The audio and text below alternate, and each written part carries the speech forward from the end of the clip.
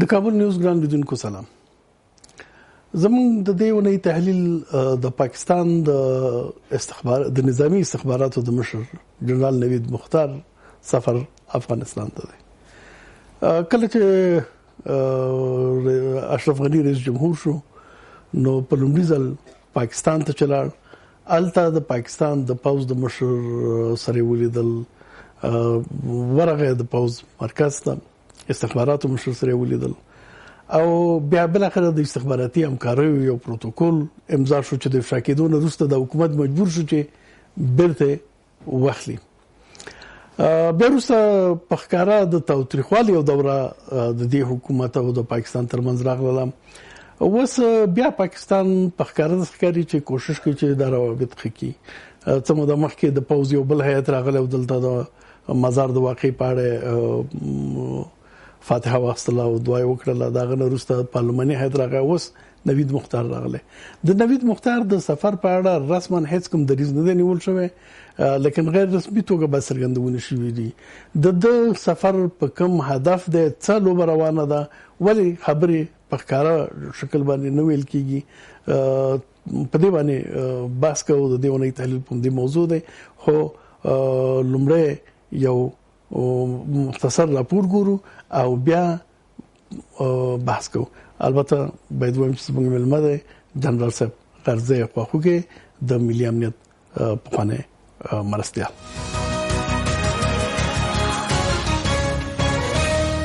کابل ته د پاکستان د پارلماني پلاوي له راتګ وروسته د دې هیواد استخباراتو رئیس هم له کابل لیدنه وکړه او له افغان ولسمشر اجرایي رئیس د ملي امنیت شورا له سلاکار او د ملي امنیت له رئیس سره وکتل. ظاهرا د پاکستاني لوړپوړو چارواکو راتګ د افغانستان او پاکستان د اړیکو پر پیاوړتیا او د زیانمن شوي باور د بیا رغولو په موخه ترسره شوی دی.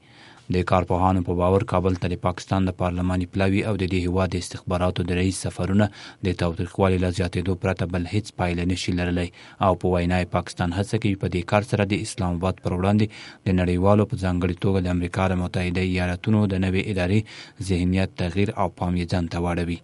بلخو یو حکومتي سرچینه وايي ولسمشر غنی پاکستاني پلاوي ته ویلي دي چې د کابل د باور له ترلاسه کولو وړاندې باید د کندهار، کابل او مزار شریف د بریدونو ترهان افغانستان ته وسپاري. پاکستان هڅه کوي په دې هیواد کې د ترهګرو د مرکزونو او پاکستاني پوځیانو په تړاو د نړیوالو ذهنیت ته بدلون ورکړي. کابل ته د پاکستان د استخباراتو د رئیس سفر د همدې موضوع په تړاو ترسره شوی دی.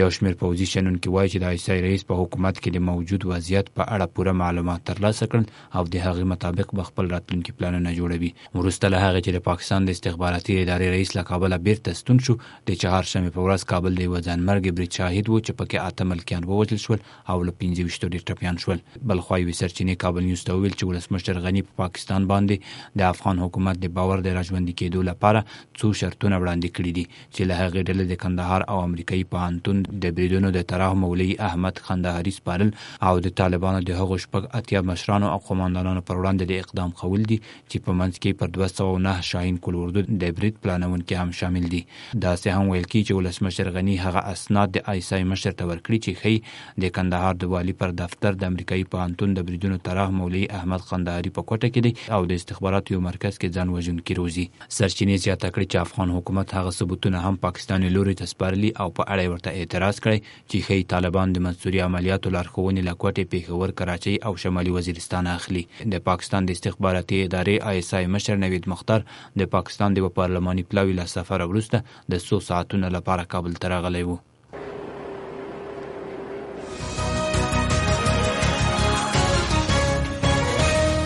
خواخوږي صاحب ستړي مشي په خیر راغلی. سلامات اوسئ. ژوند مننه کوم مدان چې تشریف راوړه.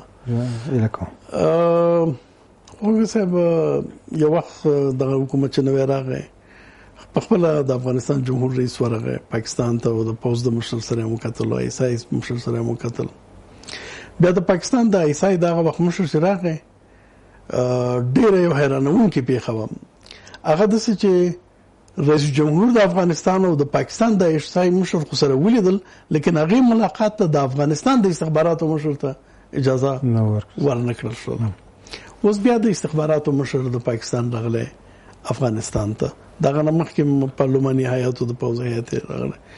نو د دې سفرونو هدف تاسو څه ګڼئ؟ د لوی خدای په نامه ارڅنه مخکې تاسو تخنیکي همکارانو او تلویزیون لیدونکو ته سلامونه او نیکې وړاندې کوم. زه فکر کوم چې موږ که دغه د دوی د لوبې برخې وګورو چې هر وخت پاکستان پوځي چارواکي او بیا بالخصوص د استخبارات چارواکي کله چې یو څه نړیوال فشارونه او بیا یا د دوی په داخلي وضع کې خرابي را پیدا سي بیا دوی دستي وسلې خواته راوځي او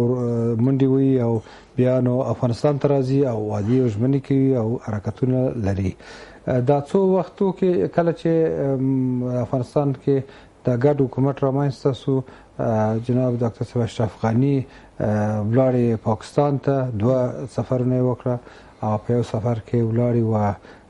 قرارګاه د چیف آرمی سټاف ته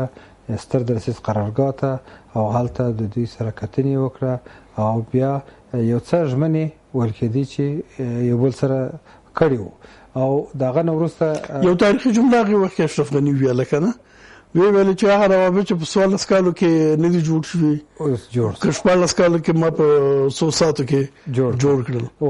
نو د فکر کول چې دا خلک چې دغه غږ کوي دغسې په عمل کې هم دغسې دوی ژمن به وي. پاکستانیان بخصوص نظامیان او بیا استخبارات په اوږد مهال تاریخ کې سړی وګوري دوی ژمن نه دی پاتې سوی او دوی استخبارات خپل لوبه کوي. نو تکتیک د استخبارات دا دی چې څنګه کولی شي چې خپل هدف ته رسیږي او په کوم لارې چې دی او د چا سره چې کې لوبه کوي هغه ورته مطرح نه دی او د دوی بیا خوشبختي په دې کې دی چې دوی خپل لوبې هدف ته رسیږي. نه موږ ولې داسې احیانا داسې ونیسو چې اشرف غني خوشباوري درلودله.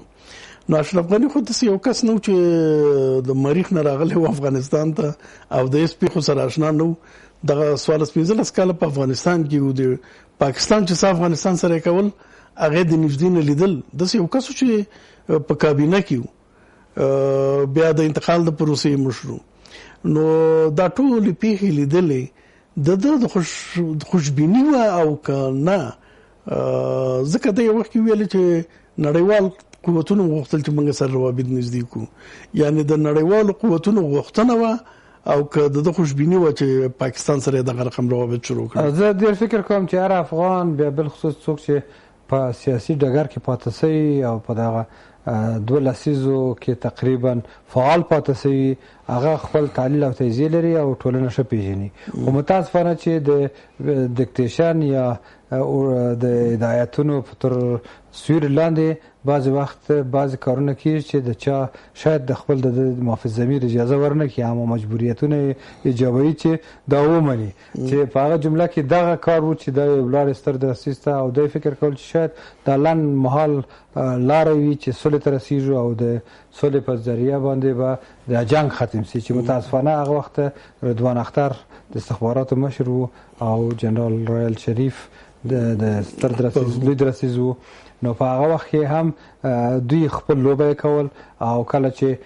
موږ تاسو په یاد چې د پېښور پیښه وسو او د پېښور پیښه کې زه بیخي متیقن په دې یم چې هغه پیښه وسو د ترهګرو په ذریعه اما مړي د ترهګرو په لاس نه و.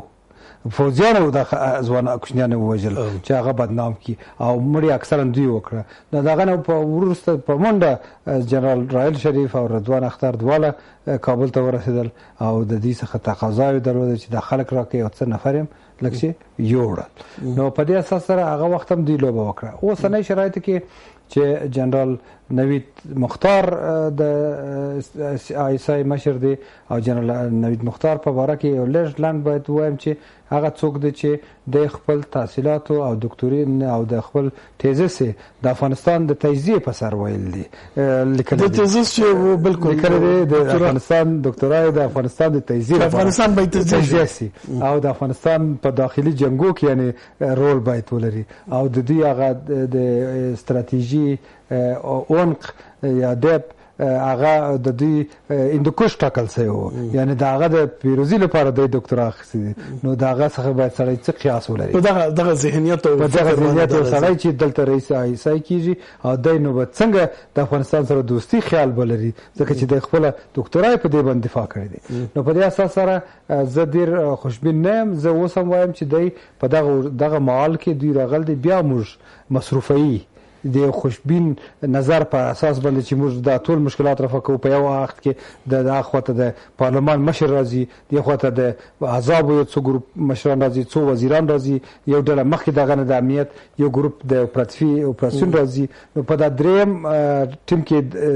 جنرال مختار راځي او جنرال مختار د راتګ سره سم دلته په هغه ساعتو کې چې ملاقات کوي په هغه شیبو کې انفجار کیږي او هغه انفجار چې د هر څخه 100 متره لري وو او دغه واټ باندې انفجار کیږي چې هغه 6 دروازې لري او 6 د اته د ایکس ری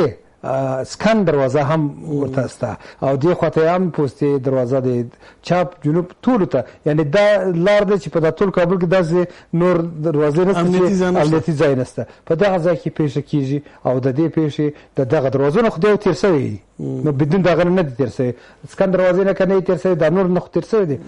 په دې معنی سره چې دا وشو دي چې کوم سره تاسو لار نه وړي موږ دا کارم کولای شو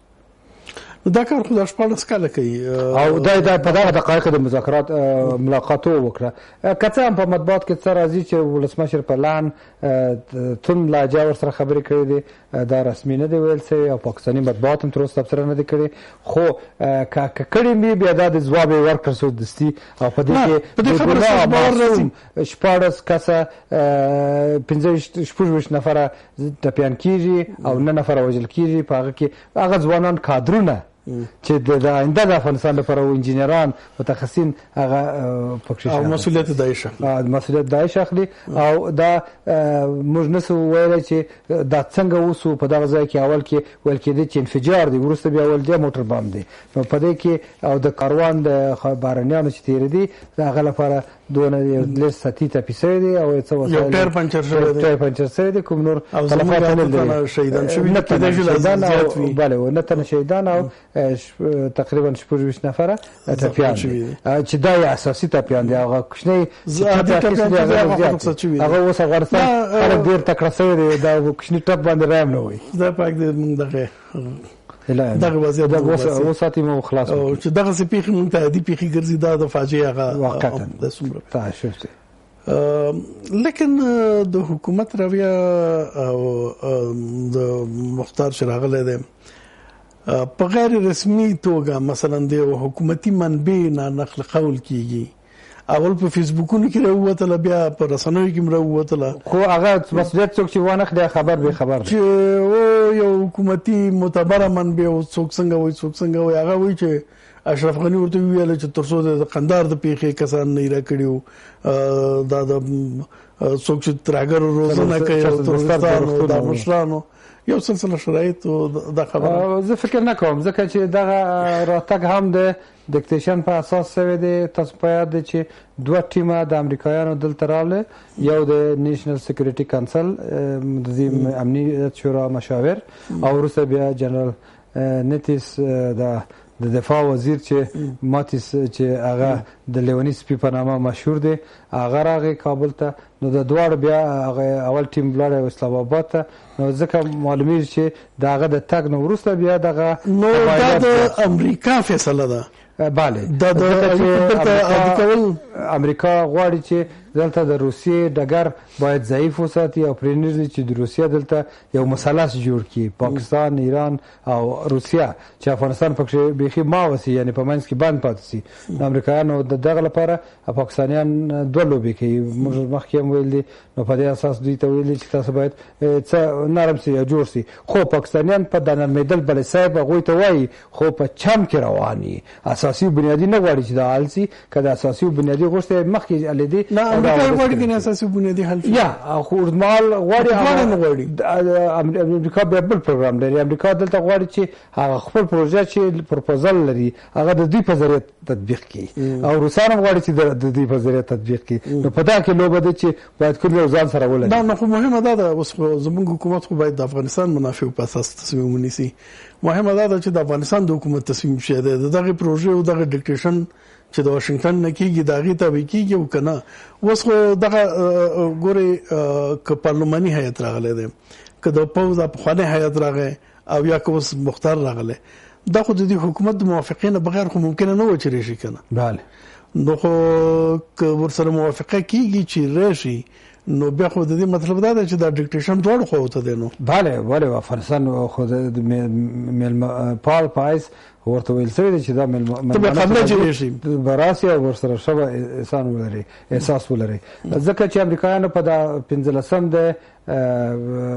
می باندې غواړي چې خپل د افغانستان لپاره خپل دریځ اعلان کړي او شاید یو مقدار زیات پیسې چې میلیارډونه پیسې دي هغه اعلانوي د مرستې په ارتباط او د پروژو لپاره او د دې لپاره. نو افغانستان ته چې دا نوې ستراتیژي اعلاني د مخکې به پاکستان ډیر چې نه ملګری د افغانستان سره. نو ملګری دا ډرامه بیانو چې د اذهانو د غولولو د خلکو غولول لپاره ده د مطبوعاتو اذهانو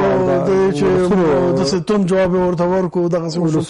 باور مې نشته ځکه چې کڅام یو ورخو په ان کې تاریخ سو د چې سره پیسې په ارتباط باندې د مرستو خو دلته داسې دغه د تاریخ او خوږی حالت زموږ ډیر لاند دی ژر خوږی ملګرتیا شروع کوو ډیکټیشن تابع دي ډیکټیشن کړه تریخوالي هغه به موږ کوو. خو متاسفانه متحده ایالاتو اوږدمهال دلته غواړي چې پاتې سي او د اوږدمهال په جریان کې غواړي چې منځنۍ اسیا او ماسکو ته خپل هغه پروګرام چې لري تطبیق کړي. نو په دې اساس سره د سیمه باید عائل پریږدي او په جنگي حالت کې وساتي نه چې د صلح خواته ولاړ شي. کته موږ د صلح تقاضا لرو خو د صلح خو ایله موږ هیڅ پر ځای سوی نه دی تر سره سوی نه دی او اوس موږ کته نن جناب انجینیر صاحب حکمتیار پرون کابل ته راغی او کابل تر اتک د یو شنوید د صلح لپاره خو د صلح لپاره کاش چې د دوی هغه ترونه او ژمنې چې سوی وای هغه وخت په وخت اجرا سوی وای دغه 2-3 میاشتې نور چې وزندېدي او ضایع سو باید نه وای سوی ځکه چې د جنگ پرسرلنی جنگ نه مخکې باید د نور تمویل دروازه حکومت باید حزب اسلامي سره خپل ژمنې په صادقانه توګه عملي کړي کنه نو مشکلات مشکل دی ځکه چې بیا بل څوک بیا در باندې اعتماد نه کوي ځکه چې هغه ژمنې چې تا کړې د تر اوسه پورې نه پالیسوي او اته د بنديان پیسې کې څه مشکلات ستا غیرت نه لاسوي دي او نور قضایا هم رامنځته شوی دي. نو په دې اساس سره هغه تقویم او هغه محال ویش چې جوړ شوی د راتګ لپاره هغه تقریبا 2 میاشتې چې د ووت په شلمه او د عمل په 15 د ثور په 15 کې تقریبا 2 میاشتې وزندېدي. نو دا زندېدل د تریاکو د کشت د اصول اخستلو دوره ختميږي د ثور په شلم 15 نو د جنگ مرحله شروع کیږي. دغه مخکې موږ یې درلود چې باید طالبان ته مراجعه وسی او دا غوي لپاره یو ډله د صلح لپاره لبیک وای او راسي مذاکرات وکي هغه بدون اوږدمهال مذاکرات نه کوي مکتبي او صنفي او سیاسي لکه حزب اسلامي هغه بلند ورسره ژمنه وکي او منی تر څراکت صدرکم او حزب اسلامي خو اوږدمهال پروګرام درلود. نو په دې اساس سره دا وخت د لاس ولاړی ځکه چې د جنگ لپاره بیا زمينه مساعد. نو فضا د جنگ خاطر روانه ده فضا که د جنگ خاطر روانه ده په دغه وخت کې د عیسی د مشراتک څه پیغامونه مونږ ته لرل شي په د باندې روسته باسکو یو لاندې د ملرو